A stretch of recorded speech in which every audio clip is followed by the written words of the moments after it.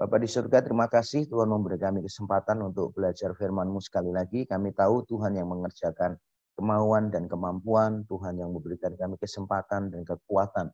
Kami berdoa kiranya Tuhan menolong kami bisa mendengarkan firman-Mu dengan baik, menerimanya dengan lemah lembut. Dan secara khusus kami berdoa melalui Injil yang disampaikan, kiranya hati kami diubah, berhala-berhala hati kami satu demi satu dibereskan oleh kasih karunia Tuhan. Kami sungguh berdoa, kiranya Engkau menolong kami. Dalam nama Tuhan Yesus kami berdoa dan bersyukur. Amin. Oke, tema kita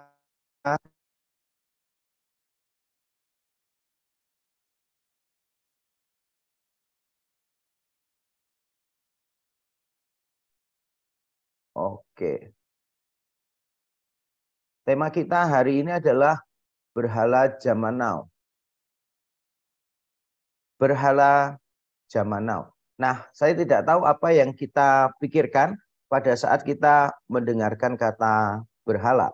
Mungkin pada saat kita mendengarkan kata berhala, mungkin kita akan menganggap ini isunya udah lama sekali. Mungkin ada di antara kita yang mengatakan, wah itu kan persoalannya bangsa Israel zaman dulu ya.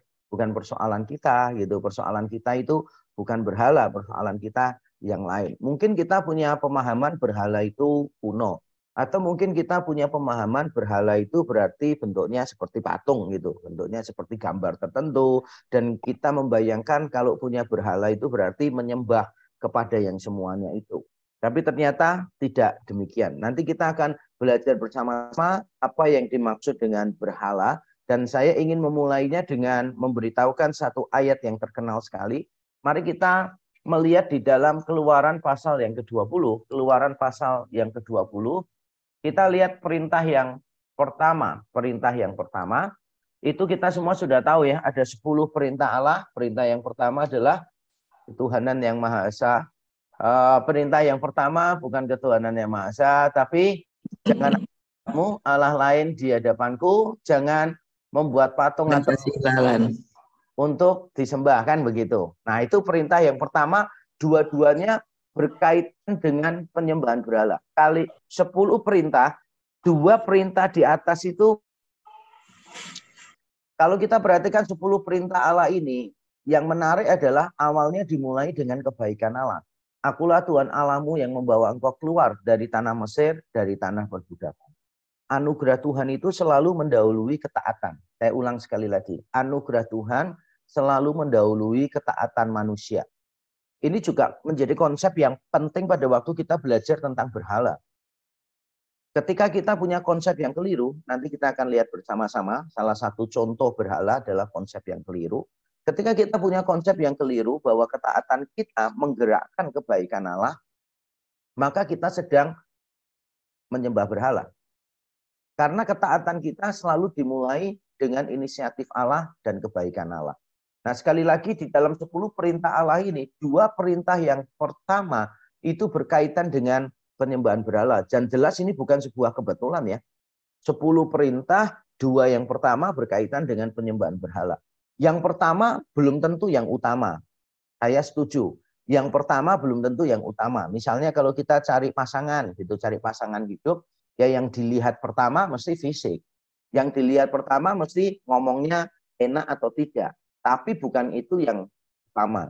Kadangkala yang pertama belum tentu yang utama. Tapi dalam 10 perintah Allah ini, saya yakin yang pertama menjadi yang utama. Kenapa? Karena urutan dari 10 perintah Allah itu kan 1 sampai 4 berbicara tentang Tuhan, kita dengan Tuhan, kita mengasihi Tuhan. 5 sampai 10 itu berkaitan dengan kita dan sesama kan. Kita dengan Tuhan, kita dengan sesama. Dan bukan cuma penyembahan berhala muncul di perintah pertama, tapi perintah di pertama dan kedua. Semuanya berkaitan dengan berhala. Berarti penyembahan berhala ini penting. Larangan terhadap penyembahan berhala ini sangat penting, luar biasa. Dan hal menarik lainnya yang saya ingin kita garis bawahi adalah begini. Di dalam 2 perintah yang berkaitan dengan berhala ini, tampaknya penulisnya membedakan. Yang pertama itu jangan ada padamu Allah lain di hadapanku. Tapi tidak disebutkan tentang patung atau berhala. Patung atau berhala itu baru di perintah yang kedua. Dengan demikian, Musa sendiri mencoba membedakan antara jangan ada padamu Allah lain di hadapanku dengan menyembah patung atau gambar. Sengaja dibedakan oleh Musa. Tujuannya apa? Tujuannya sebetulnya untuk memberitahu kita bahwa kita bisa terjebak pada kesalahan yang pertama. Jadi kita bisa melanggar perintah yang pertama tanpa melakukan perintah yang kedua. Mungkin kita tidak menyembah patung. Mungkin kita tidak menyembah gambar tertentu. Tetapi kalau kita punya Allah lain di hadapan YHWH, maka kita telah menyembah berhala. Ini adalah observasi yang menurut saya penting untuk kita garis bawahi. Jadi sekali lagi ada beberapa observasi penting tentang ayat ini Bapak Ibu Saudara. Observasi penting yang pertama adalah ketaatan manusia didahului dengan inisiatifnya Allah. Allah yang berinisiatif dulu, baru dia memberikan perintah. Dia menunjukkan kebaikannya dulu, membawa keluar bangsa Israel dari Mesir, baru dia memberikan perintah. Anugerah Allah selalu mendahului ketaatan manusia. Yang kedua, perintah yang pertama dan utama di dalam dasatita adalah penyembahan berhala. Perintah pertama, perintah kedua berkaitan dengan penyembahan berhala. Dan observasi yang ketiga, di antara dua perintah ini memang dibedakan. Yang pertama cuma jangan ada padamu Allah lain. Yang kedua, jangan membuat patung atau gambar. Dan ini implikasinya adalah orang bisa saja melanggar perintah yang pertama, walaupun dia menaati perintah yang kedua. Bisa saja dia melanggar perintah yang pertama, walaupun dia menaati perintah yang kedua. Dia tidak membuat patung, dia tidak membuat gambar, tapi dia bisa melakukan penyembahan berhala. Kalau demikian, apa sih yang dimaksud dengan penyembahan berhala? Mari kita lihat secara cepat. Berhala itu adalah segala sesuatu selain Allah yang kita jadikan landasan bagi identitas, kebanggaan, keberhargaan, kebahagiaan, dan rasa aman. Sekali lagi, segala sesuatu selain Allah yang kita jadikan landasan bagi identitas siapa kita didefinisikan oleh yang bukan Allah. Kebanggaan, apa sih yang menurut kita patut untuk kita banggakan di dalam hidup ini? Kalau bukan Allah, berarti itu berhala. Keberhargaan, apa yang membuat kita merasa bahagia atau berharga, maafkan. Apa yang membuat kita itu merasa berharga? Kalau itu bukan Allah, berarti berhala. Kebahagiaan misalnya, apa yang membuat kita bersuka cita? Dan kalau hal itu hilang, kita merasa dunia ini percuma. Itu namanya kebahagiaan. Dan itu berhala. Apa yang membuat kita rasa aman? Kita memiliki sense of security. Kita secure. Apapun yang terjadi, no matter what happens to us, kita ini feel secure. Apa yang membuat kita merasa aman? Kalau jawaban terhadap pertanyaan-pertanyaan ini, sekali lagi, bukan Allah, maka kita telah terjebak pada penyembahan berhala. Nah, saya kasih contoh saja ya. Pada waktu kita berkenalan dengan orang misalnya, selain menyebutkan nama, kita ingin orang itu kenal kita sebagai apa? Kita ingin orang itu kenal kita sebagai apa? Yang menurut kita itu penting dan orang itu harus tahu. Kira-kira apa ya? Pernah nggak sih kita berkenalan dan bingung mau jawab apa ya? Dan saya pernah tahu beberapa kali saya khotbah, saya pernah ketemu ada satu orang yang saya nggak kenal namanya, lalu dia memperkenalkan diri, terus dia memperkenalkan semua pelayanannya dia sudah cukup sepuh ya. Dia memperkenalkan pelayanan-pelayanan di mana dia berjasa. Entah memberi nama, entah pernah menyumbang, entah pernah jadi pengurus, dan sebagainya. Dia sebutkan semua pelayanannya dia. Bahkan saya tidak tahu dia punya istri atau tidak, punya anak atau tidak, asalnya dari mana. Pokoknya dia begitu menyebut nama, langsung cerita pelayanan-pelayanannya dia gitu. Dan dia langsung memberi pesan kepada saya, kalau butuh apa-apa untuk pelayanan, silahkan hubungi dia gitu. Wah, balik lagi pelayanan. Sehingga pertemuan singkat itu meyakinkan saya bahwa berhala dari orang ini adalah pengakuan. Dia ingin melalui pelayanan, dia menunjukkan sesuatu. Mungkin bukan cuma pengakuan, tapi juga masalah keberhargaan. Dia merasa bahwa yang membuat hidupnya berharga itu adalah semua pelayanannya dia. Saya pernah mendengar ada gereja yang memberitahu saya, dia mengundang seorang hamba Tuhan gitu, dan hamba Tuhannya marah karena hamba Tuhannya ini sudah pendeta, gereja yang ngundang tidak tahu. masih disebut penginjil. Wah, orangnya marah banget. Dia bilang, tolong ya, ini masalah serius ya. Penginjil sama pendeta itu beda. Jadi saya harap nanti ke depan kalau manggil saya jangan penginjil, tetapi pendeta. Saya kaget mendengar itu. Penginjil sama pendeta aja persoalannya bisa ruwet kayak begitu ya. Dia pendeta disebut penginjil aja marah. Apalagi kalau disebut pengintil ya. Wah, itu tambah marah, dia nggak mau khotbah di gereja itu lagi gitu. Saya juga pernah mendengar di satu tempat pelayanan, dia bilang, Pak, kenal nggak sama si A ini? Kenapa saya tanya gitu? Wah, dia itu sebelum diperkenalkan untuk menyampaikan khotbah, dia udah pesen, Pak, itu Pak. Tolong nanti pada waktu menyampaikan, jangan lupa menyebut saya ini doktor ya, gitu. Karena saya sudah S3. Jangan lupa sebut saya doktor. Wow. Luar biasa. Berarti dia menentukan identitasnya, kebanggaannya, keberhargaannya, kebahagiaannya, rasa amannya pada apa? Pada gelar pelayanan. Nah, banyak orang juga begitu.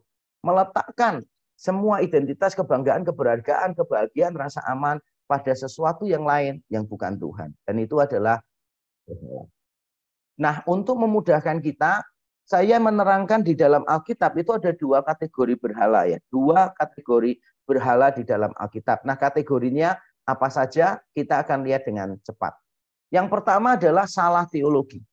Kesalahan konsep. Kesalahan konsep itu adalah berhala. A.W. Tozer, salah satu penulis favorit saya, karena tulisannya sangat sederhana sekali, kontemplatif dan insightful. Di dalam bukunya The Knowledge of the Holy, dia mengatakan demikian. Wrong ideas about God are not only the fountain from which the polluted waters of idolatry flow, they are themselves idolatrous. The idolater simply imagines things about God and acts as if they were true. Yang kalau saya terjemahkan kurang lebih adalah konsep yang salah tentang Allah itu bukan hanya sumber mata air atau sumber yang melaluinya penyembahan berhala itu keluar. Bukan cuma dia penyebab penyembahan berhala, tetapi konsep yang salah pada dirinya sendiri bersifat penyembahan berhala. Ini keterangan yang luar biasa. A.W. Tozer menegaskan, kita kan seringkali mungkin berpikirnya begini, konsep yang salah tentang Allah bisa menimbulkan penyembahan berhala. Tapi Tozer tidak setuju. Konsep yang salah tentang Allah bukan cuma menyebabkan penyembahan berhala. Konsep yang salah tentang Allah pada dirinya sendiri adalah penyembahan berhala. Kenapa? Karena di idolater yang menyembah ini membayangkan hal-hal tentang Allah yang keliru. Tapi dia menganggap bahwa itu benar. Jadi bayangkannya begini, orang itu sudah punya konsep tentang Allah itu harus begini, Allah itu harus begini, begini, begini, lalu konsepnya salah ternyata. Dan dia menyembah konsep tentang Allah yang salah itu. Ya jelas ini penyembahan berhala lah. Allah bukan A, tapi dia pikir Allah itu A. Lalu dia sembah Allah yang A tadi. Jelas keliru, dan ini penyembahan berhala. Ini konsep yang saya pikir kita perlu camkan baik-baik. Jangan pernah menganggap teologi itu sesuatu yang biasa, sesuatu yang tidak penting bagi kerohanian kita. Salah. Paulus pernah menyinggung tentang ibadah yang keliru karena mereka tidak meletakkan Kristus di pusat ibadah mereka. Ibadahnya mengandalkan usaha manusia di Kolose pasal yang kedua, dan itu disebut ajaran yang sesat. Kita perlu menjaga konsep kita. Saya bacakan dari satu ayat, 1 Yohanes pasal 5 ayat 20 dan 21. Akan tetapi kita tahu bahwa anak Allah telah datang dan telah mengaruniakan pengertian kepada kita, supaya kita mengenal yang benar. Dan kita ada di dalam yang benar, di dalam anaknya Yesus Kristus. Dia adalah Allah yang benar dan hidup yang kekal. Ayat 21 perhatikan, anak-anakku waspadalah terhadap segala berhala. Garis bawahi kata segala berhala. Berarti Yohanes memikirkan ada berhala-berhala yang banyak. Dia memikirkan mungkin ada patung, ada gambar, dan itu memang benar, itu berhala. Tapi dia mau menegaskan, ada macam-macam berhala sebetulnya. Termasuk berhala apa? Berhala salah konsep tentang Allah. Buktinya di ayat 20, di ayat sebelum dia memperingatkan tentang berhala, dia memakai kata-kata yang tertentu yang saya garis bawahi di sini. Akan tetapi kita tahu pengertian itu bicara tentang konsep, mengenal itu juga bicara tentang konsep, tahu, mengerti, mengenal. Mengenal apa? Yang benar, di dalam yang benar, Allah yang benar. Berarti mengasumsikan ada Allah yang tidak benar. Mengasumsikan ada konsep-konsep tertentu yang tidak benar. Dan Yohanes menyebut itu berhala. Waspada. Waspadalah terhadap konsep-konsep yang keliru tentang Allah. Karena itu adalah penyembahan berhala. Kategori pertama penyembahan berhala adalah konsep yang salah tentang Allah. Kesalahan konsep. Kesalahan teologi. Kategori yang kedua adalah kesalahan signifikansi. Salah signifikansi. Timothy Keller yang baru saja dipanggil oleh Tuhan beberapa waktu yang lalu, dia menjelaskan di dalam salah satu bukunya, apa sih penyembahan berhala itu? Nah, dia memahaminya begini. The human heart is an idol factory that takes good things like a successful career, love, material possessions, even family, and turns them into ultimate things. Penyembahan berhala itu bukan cuma salah teologi, tapi salah signifikansi. Sesuatu yang baik dijadikan sesuatu yang utama, gitu. Sesuatu yang baik dijadikan sesuatu yang ultimat. Sesuatu yang baik itu mungkin dari Allah, mungkin saja dari Allah. Tapi ketika pemberian Allah dijadikan sesuatu yang ultimat dalam arti mendefinisikan siapa kita, menentukan keberhargaan dan kebahagiaan kita, menentukan rasa aman kita. Kalau itu yang terjadi, berarti hal-hal yang baik itu telah berubah menjadi hal-hal yang kita sembah. Hal-hal yang baik dari Allah telah menjadi berhala. Nanti kita akan lihat contoh-contohnya bagaimana gereja justru menyuburkan penyembahan berhala. Gereja justru menjadi kuil penyembahan berhala karena di dalam gereja berhala-berhala manusia itu diberi makan. Salah signifikansi. Salah satu ayat yang menggetarkan saya, itu mungkin sekitar, kalau sekarang sih kalau saya ingat-ingat mungkin 10 tahun yang lalu ya, atau berapa tahun lalu. Saya itu membaca Ulangan pasal yang ke-6. Ulangan pasal yang ke-6, ayat 4 dan 5. Dengar hai Israel, Tuhan itu Allah kita, Tuhan itu Esa. Langsung dilanjutkan ayat 5-nya kan, kasihilah Tuhan Allahmu dengan segenap hatimu, segenap jiwamu, dan segenap kekuatanmu. Pada waktu saya membaca itu saya kaget dengan kata segenap. Kenapa saya kaget? Karena kalau memang segenap semua diberikan kepada Tuhan, berarti kan kita tidak punya sisa untuk yang lain. Kalau Tuhan itu meminta saya mengasihi dia dengan segenap hati saya, pertama kan saya mikirnya, berarti saya tidak boleh mencintai keluarga saya. Saya tidak boleh mencintai pelayanan saya. Saya tidak boleh mencintai yang lain-lain di dalam hidup saya.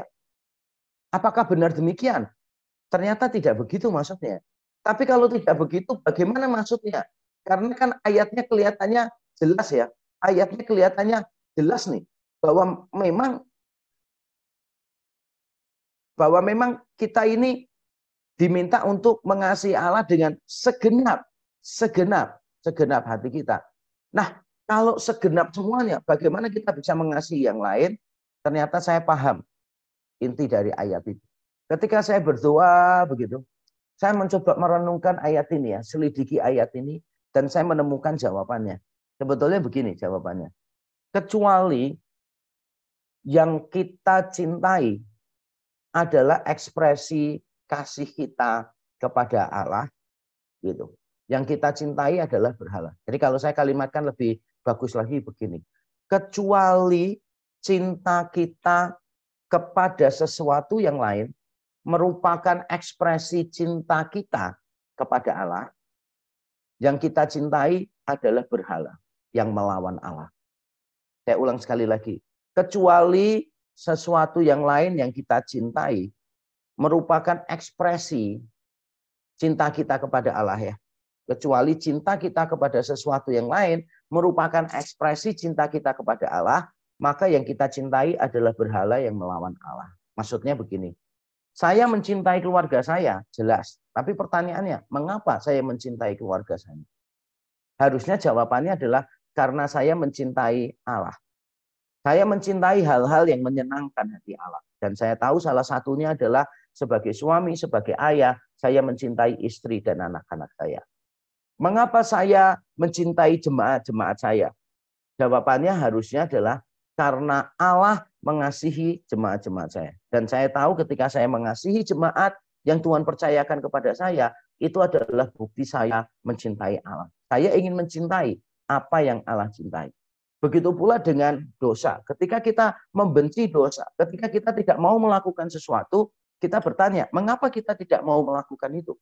Bukan karena takut dengan hukuman, bukan. Tapi karena cinta kita kepada Tuhan. Kita tidak mau melakukan satu dosa, bukan karena kita takut konsekuensinya. Kita tidak melakukan dosa, karena kita tahu dosa mendukakan hati Allah. Kita mencintai apa yang Allah cintai, kita membenci apa yang Allah benci. Dan itulah seharusnya yang muncul dari dalam diri kita. Jadi apapun yang kita cintai selain Allah, kalau bukan ekspresi cinta kita kepada Allah, yang kita cintai tadi merupakan berhala yang melawan Allah. Makanya harus hati. Nah, tapi sayangnya banyak gereja justru menyuburkan penyembahan berhala. Jadi gereja menyuburkan, dan bukan cuma menyuburkan, tapi sekaligus menjadi berhala.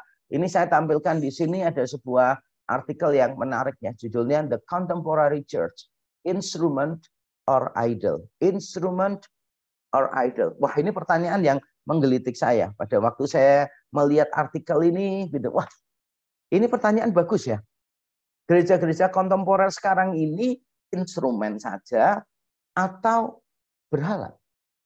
Dan kalau saya mengamati, saya setuju bahwa gereja kontemporer sekarang ini bukan cuma instrumen, bukan cuma alat memberi makan berhala, tetapi pada dirinya sendiri adalah berhala. Mengapa? Saya dengan cepat jelaskan, lalu kita bisa tanya jawab ya. Yang pertama, ini dia banyak gereja kontemporer menggunakan Allah untuk memenuhi tujuan diri sendiri, bukan melibatkan diri dalam tujuan ilahi. Menggunakan Allah untuk memenuhi tujuan diri sendiri, bukan melibatkan diri dalam tujuan ilahi. Misalnya di dalam Yohanes pasal yang ke-6, ada banyak orang yang setelah mengalami mujizat, Yesus memberi makan mereka dengan 5 roti 2 ikan, mereka memaksa Yesus menjadi raja. Wah, luar biasa. Yesus mau dijadikan raja. Tapi perhatikan ya, mereka memaksa Yesus menjadi raja. Jadi kan kita bertanya, sebetulnya yang jadi raja siapa? Mereka atau Yesus ini? Jadi raja pun Yesus dipaksa loh dengan mereka. Seolah-olah mereka yang punya inisiatif. Seolah-olah mereka lebih berkuasa untuk mengatur Yesus. Dan ini adalah gambaran banyak orang Kristen zaman sekarang. Kalau berdoa kan begini kan ya. Ini. Siapa yang pagi berdoanya begini? Coba saya tes ya, tapi nggak usah dijawab di sini. Dalam hati saja. Siapa yang kalau berdoa pagi begini? Tuhan, aku berdoa kiranya Tuhan memberkati semua yang akan kami lakukan. Tuhan berkati cita-citaku, Tuhan berkati karirku, dan sebagainya. Kalau iya, mungkin kita masih terjebak penyembahan berhala. Loh kok bisa begitu? Kan bagus, minta Tuhan menyertai kita. Benar, minta Tuhan menyertai kita itu bagus. Tapi persoalannya, yang kita kejar itu tujuannya Tuhan atau tidak? Yang kita mau capai itu tujuannya Tuhan atau bukan? Kalau tujuannya itu yang menentukan kita sendiri, kita merasa bahwa hidup itu kita yang menentukan, maka persoalannya sangat fatal sekali. Berarti kita cuma memakai Tuhan untuk menyukseskan program kita. Kita hanya menjadikan Tuhan itu tim sukses. Yang menentukan semuanya adalah kita. Dan ini penyembahan berhala. Berdoalah bukan supaya Tuhan menyertai, tetapi supaya Tuhan melibatkan kita dalam rencananya. Doa kita bukan cuma minta Tuhan menyertai kita melakukan tujuan kita, bukan. Tapi meminta Tuhan melibatkan kita di dalam rencananya. Yang kedua, saya coba cepat ya. Yang kedua, berkat Allah atau pemberian lebih penting daripada Allah sendiri, lebih penting daripada pemberinya. Dan ini diajarkan di banyak gereja sebetulnya. Taat dapat berkat, saudara memberi persepuluhan, diberikan berkali-kali ganda gitu kan ya. tingkap langit akan dibuka dan Tuhan lupa untuk menutupnya kembali. Wah, itu berkatnya turun terus menerus gitu kan. Nanti Tuhan akan menjadikan kamu kepala, bukan ekor gitu kan. Bayangin kalau semua orang Kristen kepala minta anaknya itu ranking 1 di sekolah Kristen. Oh, itu gurunya bisa setengah mati bingung dan Tuhan juga bingung ya. Ini semua minta nomor 1 terus yang nomor 2 siapa? Makanya sekarang di sekolah Kristen nggak ada ranking kan. Semuanya nggak dikasih ranking ya karena guru-gurunya bingung ya, murid-muridnya ini, orang tuanya semuanya minta anaknya nomor 1. Nah, pemberian Tuhan dianggap lebih penting dari Tuhan. Di dalam Yohanes juga, pasal yang ke-6 tadi, setelah orang-orang tadi menerima mujizat, 5 roti 2 ikan, lalu mereka memaksa Yesus jadi raja. Yesus nggak mau, Yesus pergi, menyeberang danau, dikejar oleh mereka. Dan pada waktu ketemu, Yesus berkata begini, kamu tuh datang mencari aku bukan karena melihat tanda-tanda, tapi karena kamu telah makan roti dan kamu kenyang. Kamu telah makan roti dan kamu kenyang. Jadi mereka mencari Yesus itu hanya untuk apa? Untuk dapatkan rotinya, kenyangnya itu. Berapa banyak orang Kristen juga seperti ini. Ikut Yesus supaya kaya, ikut Yesus supaya berhasil. Berarti the gift dianggap lebih penting daripada the giver. Ini penyembahan berhala. Berikutnya, menjadikan keselamatan sebagai hal yang biasa dan keberhasilan pelayanan sebagai hal yang luar biasa. Menjadikan keselamatan sebagai hal yang biasa dan keberhasilan pelayanan sebagai hal yang luar biasa. Saya mau sharing ayat ini ya. Ayat ini juga dikupas oleh John Piper pada waktu temannya Tim Keller meninggal dunia dan dia memberikan video singkat. Kira-kira seandainya Tim Keller punya waktu, dia akan ngomong apa? Nah, berdasarkan kontak mereka berdua yang terakhir, John Piper membahas ayat ini dan saya ingin melihat ayat ini juga. Di dalam Lukas 10 ayat 17, 70 murid itu setelah diutus kembali dengan gembira dan berkata, Tuhan, setan-setan takluk kepada kami demi namamu. Lalu Yesus berkata langsung lompat ayat 20, namun demikian janganlah bersukacita karena roh-roh itu takluk kepadamu, tapi bersukacitalah karena namamu ada terdaftar di surga. Yesus ingin memberitahu murid-murid bahwa seharusnya yang membuat kalian berbahagia itu adalah keselamatanmu. Karena keselamatanmu itu anugerah Tuhan. Kita seringkali menggeser fokus kita tanpa kita sadari. Murid-murid bersukacita kenapa? Ya karena pelayanannya berhasil. Bersukacita kenapa? Karena mereka punya kuasa. Apalagi atas roh-roh jahat. Menurut orang kuno waktu itu, wah ini keren banget nih. Tapi Yesus berkata, kamu seharusnya lebih bersukacita karena keselamatanmu. Daripada karena keberhasilan pelayananmu. Nah, ayat ini kelihatannya sederhana, tapi saya yakin ayat ini bisa menjadi refleksi yang baik, teguran untuk kita semua. Apa yang selama ini membuat kita berbahagia? Ada nggak di sini yang tiap kali bangun pagi bersyukur, Tuhan keselamatanmu ini adalah harta yang luar biasa.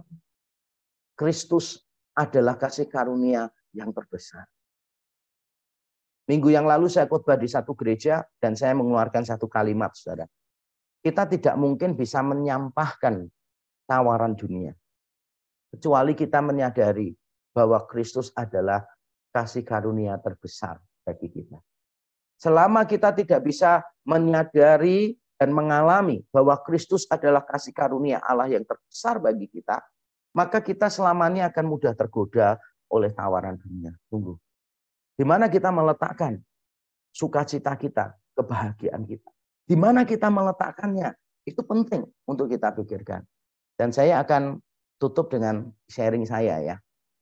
Beberapa minggu yang lalu, saya mendapatkan surat dari kampus saya. Saya kan sudah ngambil program PhD ini kan sudah lama sekali ya, sampai pindah sekolah juga. Jadi saya mungkin berhak mendapatkan rekor PhD terlama gitu kan ya di Indonesia gitu. Jadi saya sudah belasan tahun, lebih dari 15 tahun saya mencari PhD ini dan beberapa minggu lalu saya dapatkan surat dari kampus saya memberitahukan bahwa saya lulus. Jadi disertasi saya ujiannya sudah dinyatakan lulus dan hasilnya outstanding. Jadi saya bersyukur untuk itu. Tapi pada waktu saya membaca email itu, saya bertanya, hati saya ini gembira karena apa? Ketika baca, wah saya senang. Lalu saya coba berhenti, Saya berdoa, saya ngecek kan, kenapa saya senang? Apakah saya senang karena saya dapat gelar akademis yang baru? Jadi stripnya itu sudah 3 begitu, dan saya berhak untuk mengantarkan pizza kemana-mana gitu karena sudah ada stripnya 3. Apakah itu yang membuat saya bahagia atau yang lain? Dan ketika saya merenung, saya bersyukur ya. Saya mengetahui yang membuat saya berbahagia itu bukan karena saya punya tambahan gelar.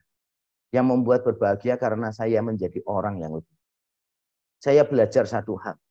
Kebahagiaan saya bukan karena saya become a smarter person, tetapi a better person. Di dalam proses saya menjalani program saya, wah, itu saya banyak kali mau putus asa. Saya merasa saya tidak mampu. Saya mau give up beberapa kali. Tapi oleh kasih karunia Tuhan saja, akhirnya saya dimampukan untuk menyelesaikannya. Dan nanti bulan Agustus, saya akan diwisuda. Saya bersyukur untuk proses yang panjang. Dan saya lebih bersyukur lagi karena ternyata kebahagiaan saya bukan ditentukan oleh gelar itu, bukan ditentukan oleh hasil ujiannya, tapi ditentukan oleh kasih karunia Tuhan yang menopang saya. Tiap kali saya ingat itu, saya being humbled by the grace of Tuhan membuat saya tetap down to earth, menyadari bahwa segala sesuatu hanya anugerah Tuhan. Nah, saya berhenti sampai di sini. Kalau misalnya ada yang mau bertanya, silahkan ya, walaupun waktu kita tampaknya sangat mepet sekali ya. Iya, di sini ada pertanyaan.